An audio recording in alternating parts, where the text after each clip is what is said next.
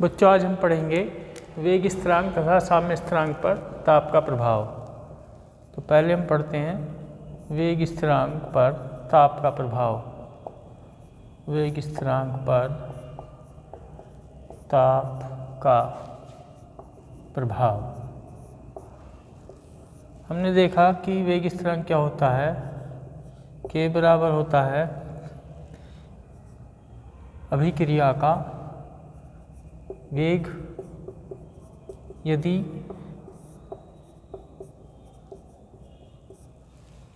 अभिकारकों का सक्रिय द्रव्यमान इकाई हो तो वेग स्थिरांक अभिक्रिया के वेग के बराबर होता है।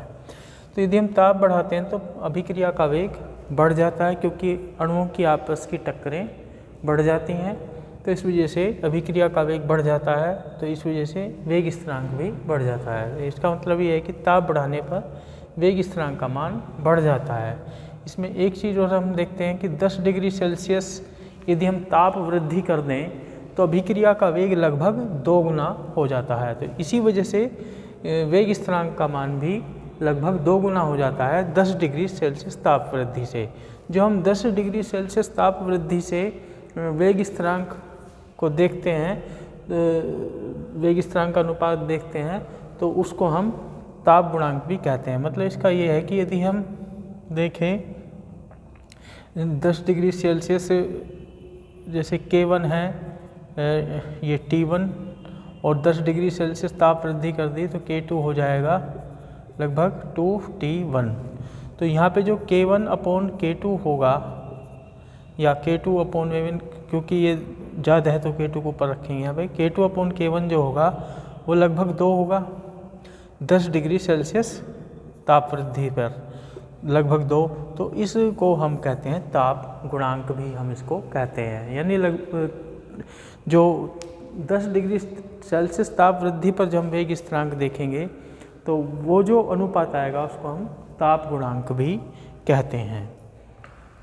इसके बाद हम बात करते हैं साम्य स्थिरांक पर ताप के प्रभाव की। साम्य स्थिरांक उत्क्रमणीय अभिक्रियाओं के लिए देखा जाता है। साम्य स्थिरांक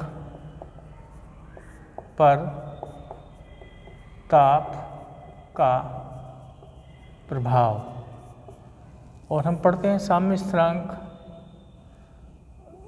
Kc बराबर होता है K1 अपॉन K2। K1 क्या है? अग्र अभिक्रिया का वेग स्थिरांक, और K2 है विपरीत अभिक्रिया का वेग स्थिरांक। जैसे अभिक्रिया ऐसे हो रही है, एक उदाहरण लें, N2 + 3H2 2NH3। ये इसमें अग्र अभिक्रिया में ऊष्मा निकलती है। और यदि हम एक दूसरी क्रिया देखें, ये PCl5, ये उत्क्रमण अभिक्रिया इस तरह से होती है। इसमें अग्र अभिक्रिया में ऊष्मा का अवशोषण होता है।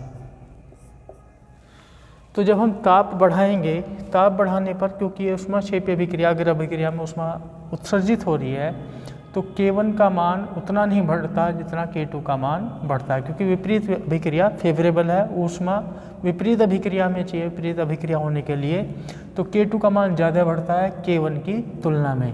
तो इस वजह से ऊष्माक्षेपी जो अभिक्रिया होगी, जो उत्क्रमणीय ऊष्माक्षेपी अभिक्रिया होगी, उसमें ताप बढ़ाने पर साम्य स्थिरांक का मान घट जाएगा। स्थिरांक का मान घट जाता है। क्यों घट जाता है? क्योंकि बढ़ेंगे तो दोनों के मान, K1 का भी मान बढ़ेगा, K2 का भी मान बढ़ेगा, क्योंकि ताप बढ़ाएंगे तो अभिक्रिया का वेग बढ़ता है दोनों का। पर K1 का मान कम बढ़ेगा और K2 का मान ज़्यादा बढ़ेगा तुलनात्मक रूप से। तो इस वजह से Kc का मान घट जाता है, यानी साम्य स्थिरांक का मान ऊष्माक्षेपी अभिक्रिया के लिए घट जाता है। और ऊष्माशोषी यानी जिसमें अग्र अभिक्रिया में ऊष्मा का अवशोषण हो रहा हो, तो उसमें क्या होगा? तो ऊष्माशोषी अभिक्रिया में ताप बढ़ाएंगे तो अग्र अभिक्रिया के लिए फेवरेबल है ऊष्मा का अवशोषण, अग्र अभिक्रिया के लिए अनुकूल है ऊष्मा का अवशोषण। तो इस वजह से अग्र अभिक्रिया का वेग ज़्यादा बढ़ेगा, विपरीत अभिक्रिया का वेग कम बढ़ेगा। यानी अग्र अभिक्रिया के वेग स्थिरांक का मान ज़्यादा बढ़ेगा और विपरीत अभिक्रिया के वेग स्थिरांक का मान तुलनात्मक रूप से कम बढ़ेगा, तो इस वजह से K1 का मान जब ज़्यादा बढ़ेगा और K2 का मान कम बढ़ेगा आनुपातिक रूप से, तो साम्य स्थिरांक का मान यहाँ पे बढ़ जाएगा। ऊष्माशोषी अभिक्रिया के लिए ताप बढ़ाने पर साम्य स्थिरांक का मान बढ़ जाता है, बढ़ जाता है। तो ये दो तरह से इफेक्ट आएगा, तो ध्यान रखेंगे। उत्क्रमणीय अभिक्रिया के लिए हम साम्य स्थिरांक ज्ञात करते हैं, तो दो तरह की कंडीशन हो सकती है, तो अग्र अभिक्रिया में ऊष्मा का उत्सर्जन हो रहा हो या अग्र अभिक्रिया में ऊष्मा का अवशोषण हो रहा हो, तो दोनों के लिए इस हिसाब से ये लिखा जाता है कि ऊष्माक्षेपी के लिए मान घट जाता है साम्य स्थिरांक का ताप बढ़ाने पर, ऊष्माशोषी के लिए ताप बढ़ाने पर साम्य स्थिरांक का मान बढ़ जाता है। आज इतना ही, इससे आगे अगली वीडियो में बताऊँगा।